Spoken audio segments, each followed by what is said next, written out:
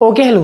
तो आज की क्लास के मेन इंपॉर्टेंट टॉपिक शुरू करने से पहले हम छोटे छोटे कुछ बातों के बारे में बात कर लेते हैं। जैसे एवरेज वेलोसिटी ऑफ इलेक्ट्रॉन्स होता यह है कि हमारे पास कोई भी मान लो एक मेटल है, ठीक है, वो उसके अंदर इलेक्ट्रॉन्स होते हैं, तुम्हें पता है, ठीक है। अब वो जो इलेक्ट्रॉन्स होते हैं भले ही वो वायर किसी चीज से कनेक्टेड हो, मतलब किसी बैटरी से कनेक्टेड हो या ना हो, वो जो इलेक्ट्रॉन्स होते हैं वो हमेशा क्या कर रहे होते हैं, मूव कर रहे होते हैं। अब इलेक्ट्रॉन्स रैंडमली ऐसे मूव कर रहे हैं, ठीक है, और इनका कोई पर्टिकुलर डायरेक्शन नहीं होता है, ठीक है, कि अगर तुम सोचो कि एक पर्टिकुलर डायरेक्शन में मूव कर रहे हैं, नहीं, ऐसा तब तक नहीं होगा जब तक तुम बैटरी या इलेक्ट्रिक फील्ड नहीं लगाओगे। बट अगर वैसे बस पड़ा हुआ है, कोई भी मेटल पड़ा हुआ है या कोई भी चीज पड़ी है, उसके इलेक्ट्रॉन्स रैंडमली मूव करते हैं, होता है, इनकी जो स्पीड होती है वो अच्छी खासी होती है, 10⁵ मीटर पर सेकेंड, बहुत ज्यादा स्पीड होती है। बट इस ज्यादा स्पीड का कोई फायदा नहीं है, क्योंकि ये सारे के सारे बहुत ही रैंडमली इधर उधर मूव कर रहे होते हैं। तो अब अगर मान लो मेरे पास n इलेक्ट्रॉन्स हैं, किसी भी मेटल के अंदर n नंबर ऑफ इलेक्ट्रॉन्स हैं, ठीक है, हमें पता नहीं है n कितना हो गया। यहाँ पे पहले इलेक्ट्रॉन की जो वेलोसिटी है वो u1, दूसरे इलेक्ट्रॉन की u2, तीसरे की u3, ऐसे 9 मतलब n तक के मतलब कितने हो गए, un हो गई, ठीक है। सबकी वेलोसिटी होगी और सबकी वेलोसिटी का कुछ डायरेक्शन भी होगा, वो डायरेक्शन हमें पता नहीं, पर डायरेक्शन तो होगा, इतना पता है, रैंडम होगा। और ओवरऑल जब देखा जाए ना तो ये वेलोसिटीज इतनी रैंडम होती है कि अगर मान लो तुम किसी एक डायरेक्शन में वेलोसिटी सारी कंबाइन करो, कि इस डायरेक्शन में वेलोसिटीज को कंबाइन किया, तो उतनी ही वेलोसिटी तुम्हें दूसरी डायरेक्शन में देखने को मिल जाएगी। ओवरऑल कह सकते हो कि अगर तुम कंबाइन करके एवरेज वेलोसिटी अगर निकालना चाहो सारे इलेक्ट्रॉन्स की, ये हो गई एवरेज वेलोसिटी। क्या किया मैंने, देखो, सबकी वेलोसिटी को ऐड कर दिया और नंबर से डिवाइड कर दिया, है ना। क्लास में कितने बच्चे हैं, 50, सबके मार्क्स को ऐड करके 50 से डिवाइड कर दिया, एवरेज निकाल दिया। बिल्कुल वही है, ऐड करके n से डिवाइड कर दिया, एवरेज निकाल दिया। तो ओवरऑल जो एवरेज वेलोसिटी की वैल्यू होती है, एवरेज वेलोसिटी ऑफ इलेक्ट्रॉन्स, वो हमेशा कितनी होती है, 0, मतलब हमेशा इन द सेंस जब तक वो किसी इलेक्ट्रिक फील्ड से कनेक्टेड नहीं है, किसी बैटरी से कनेक्टेड नहीं है। तो अब मान लो इलेक्ट्रॉन्स के ऊपर क्या लग रही है, एक इलेक्ट्रिक फील्ड लगी, वो जो मेरे पास वायर है उसको मैंने एक इलेक्ट्रिक फील्ड में रखा है, ठीक है।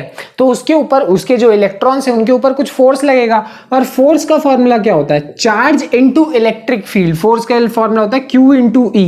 अगर तुम लोग को ये बात याद हो तो बहुत अच्छे से बता रखा है मैंने फर्स्ट चैप्टर में, नहीं याद तो छोटा सा ही है, तुम्हें ये वाला शायद याद होगा कि E = F/Q। ये छोटा सा फॉर्मूला होता है, वही चीज है, ठीक है, कि जो फोर्स की वैल्यू है वो क्या होती है, चार्ज इनटू इलेक्ट्रिक फील्ड। अब चार्ज की वैल्यू कितनी होगी, -E।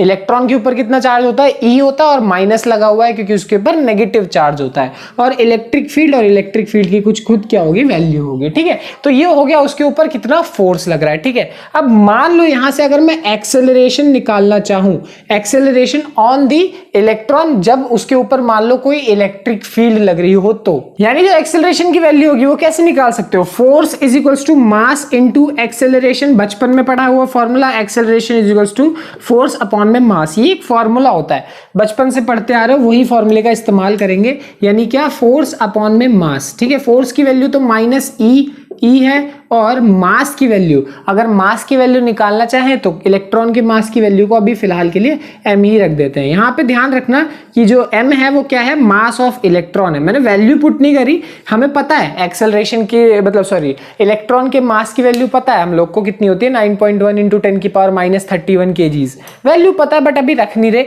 एक साथ सारी वैल्यूज रखेंगे। अब अगली बात हमारे पास क्या है, रिलैक्सेशन टाइम। इसका क्या मतलब है, बड़ी ही सिंपल शब्दों में समझ सकते हो इसको। होता क्या है कि जो इलेक्ट्रॉन है, मैं जैसे कि तुम्हें बताया, वो मूव करता है। अब होता है यहाँ पे मान लो बैरियर्स लगे हुए हैं, ऐसे कुछ लगे हुए हैं, बैरियर कहना चाहो या फिर क्या कर सकते हो, उसके लिए रुकावट कहना चाहो। अब इलेक्ट्रॉन यहाँ से यहाँ जाएगा, टकराएगा, यहाँ से यहाँ जाएगा, टकराएगा, यहाँ से यहाँ जाएगा, टकराएगा। अब ये चीज उसके साथ एक मेटल के अंदर होती ही रहती है, कंटिन्यूअसली होती रहती है। बट जरा ध्यान से सोचो, मान लो ये पॉइंट A था और ये पॉइंट B था, यहां से लेकर यहां तक मूव करने में उसको कुछ टाइम लगा होगा, और उस टाइम को हम मान लेते हैं टॉ।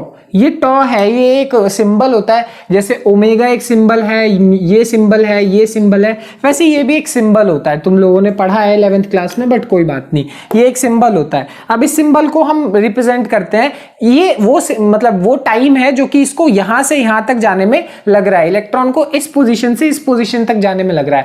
ओवरऑल कहने का मतलब है, इलेक्ट्रॉन जब पहले किसी बैरियर से टकरा के दूसरे बैरियर तक जाने में, मतलब बिना टकराए जो समय व्यतीत कर रहा है, जो समय बिता रहा है उसी को हम क्या बोलते हैं, रिलैक्सेशन टाइम बोल रहे हैं। एक तरीके से वो रिलैक्स कर रहा है, मतलब अभी मान लो उसने शुरू किया, घूम रहा है, तो यहां से यहां तक उसने रिलैक्स किया और फिर वो टकरा गया, तो टकराने के बाद उसे मुड़ना पड़ेगा, है ना, तो मुड़ गया फिर यहां से यहां, तो एक पूरा का पूरा यहां से यहां का भी रिलैक्सेशन टाइम हो सकता है, यहां से यहां का भी रिलैक्सेशन टाइम होता है। समझने का मतलब है कि वो दो बैरियर्स के बीच में एक तरीके से रिलैक्स कर रहा है। तो यहां से अब हम लोग निकालेंगे एवरेज वेलोसिटी ऑफ इलेक्ट्रॉन्स, जो कि अभी निकाली थी, तो तुम तो बोलोगे कि भाई अभी तो निकाली थी और आंसर कितना आता है, 0। पर ध्यान से सुनो, यहां पे ऐड किया मैंने इन एक्सटर्नल फील्ड। अब हमारे पास एक एक्सटर्नल फील्ड है, बाहर से एक क्या लग रहा है, इलेक्ट्रिक फील्ड लग रहा है, तो अब हमें जो एवरेज वेलोसिटी निकालेंगे वो थोड़ा सा डिफरेंट आएगा। और वो कैसे आएगा, मान लो मैं पहली किसी वेलोसिटी के लिए क्या नाम है, इनिशियल वेलोसिटी मान लो वो निकाल रहा हूं, क्या कहते हैं, वेलोसिटी निकाल रहा हूं किसी पहले इलेक्ट्रॉन के लिए, तो v इज इक्वल्स टू क्या होता है, u प्लस at। ये फॉर्मूला तुम लोगों ने पढ़ा हुआ है, ये फॉर्मूला पढ़ा है, हाँ या ना, तो यही फॉर्मूले का इस्तेमाल करेंगे यहां पे। v अगर मान लो मैं पहले इलेक्ट्रॉन की बात करूं तो v is equals to u1 plus a। Acceleration की वैल्यू हम सबके लिए सेम लेंगे, ये बात ध्यान रखना, क्योंकि एक्सेलरेशन सबके लिए सेम इसलिए है क्योंकि वो सबके सब एक ही फील्ड में है, तो एक ही फील्ड के लिए एक्सेलरेशन की वैल्यू सेम आएगी। और जो अभी हमने निकाली थी क्या क्या आ रही थी हमारे पास वैल्यू, e/m, क्योंकि देखो एक्सेलरेशन डिपेंड किस पे कर रहा है, चार्ज पे। सारे के सारे जो इलेक्ट्रॉन्स होते हैं उनका जो चार्ज होता है वो क्या होता है, सेम होता है। इलेक्ट्रिक फील्ड पे अब सब पे इक्वल इलेक्ट्रिक फील्ड ही लग रही है, ऐसा तो है नहीं किसी एक पे अलग दूसरे पे अलग, और सबके मास पे, और मास तो सबका क्या होता है, सेम ही होता है। तो ये बात है, इसलिए एक्सेलरेशन की वैल्यू सबके लिए क्या रहेगी, सेम रहने वाली है। और रही बात यहाँ पे टाइम, तो टाइम को जैसा कि मैंने तुम्हें बताया ऐसे रिप्रेजेंट करेंगे, ये टॉ है, ये सिंबल है, ठीक है। तो ये हो गया पहले वाले इलेक्ट्रॉन के लिए। इसी तरीके से हम दूसरे किसी इलेक्ट्रॉन के लिए लिख सकते हैं, ठीक है। और ऐसे करते करते हमारे पास n नंबर ऑफ इलेक्ट्रॉन्स है, तो n नंबर ऑफ इलेक्ट्रॉन्स के लिए लिख सकते हैं vn is equals to un plus a tau n, ठीक है।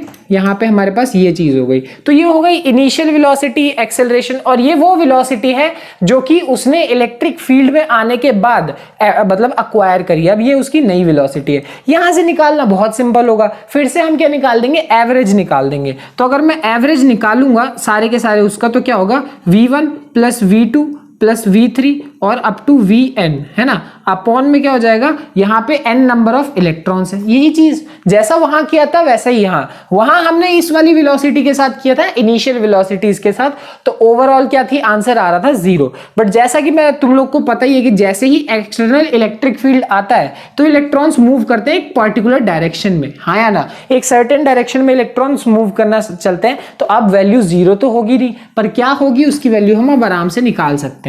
तो ये जो v1 v2 v3 सबकी वैल्यूज पुट करते हैं। चलो तो v1 v2 v3, यहाँ पे हम वेक्टर वाला वो भी लगा सकते हैं, यहाँ ऊपर वेक्टर का वो भी लगा सकते हैं, बट उससे कंफ्यूजन ना हो इसलिए मैं नहीं लगा रहा। बट समझना यहाँ वेक्टर जरूरी है, क्योंकि वेलोसिटी और वेलोसिटी का मतलब डायरेक्शन होता है, ठीक है। खैर वो बात हटाओ, v1 की जगह हम क्या लिखेंगे, u1, और फिर यहाँ पे क्या होगा, a प्लस a टॉ 1, ठीक है। फिर v2 के लिए हम क्या लिखेंगे, u2 प्लस a टॉ 2। ऐसे करते करते हमारे पास क्या आ जाएगा, un फिर a tau n, un plus a tau n, है ना। तो यहाँ पे हमारे पास नीचे क्या आ जाएगा, n, ठीक। अब यहाँ पे एट द एंड अब लोग हम लोग को क्या करना पड़ेगा, थोड़ी सी मेहनत करनी पड़ेगी। जरा नोट, एक काम करो कि ये जो u1 u2 u3 un वाले टर्म है इनको अलग कर लो।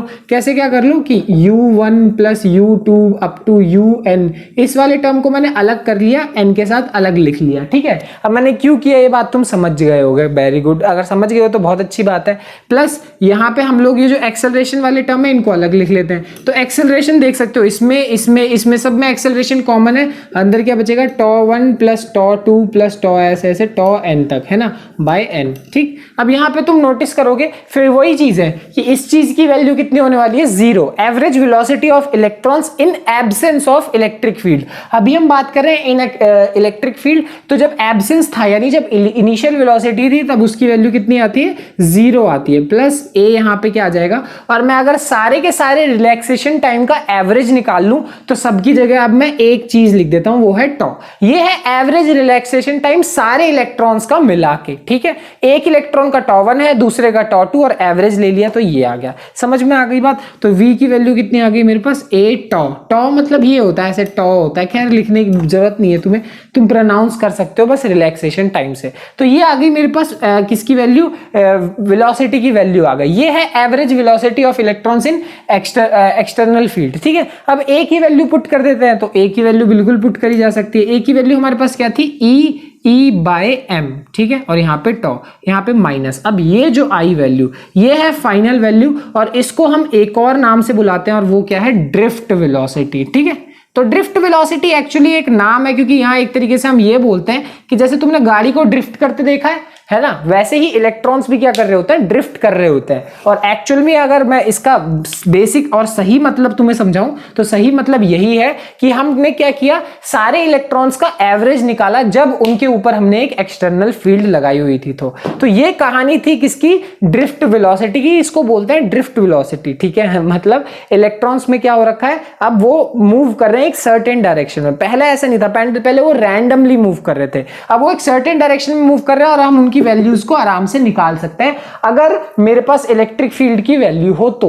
हो सकती है, चार्ज की वैल्यू पता है, रिलैक्सेशन टाइम पता किया जा सकता है, मास ऑफ इलेक्ट्रॉन बिल्कुल क्या हो सकता है, पता है हम लोग को, और बड़ी बची बात इलेक्ट्रिक फील्ड अगर वो दिया जाएगा हमें तो हम आराम से निकाल सकते हैं। तो ये थी आज की सबसे मेन कहानी ड्रिफ्ट वेलोसिटी, ठीक है। खैर अब इतना ही था आज की क्लास में, मिलते हैं अगली क्लास में, बाय बाय।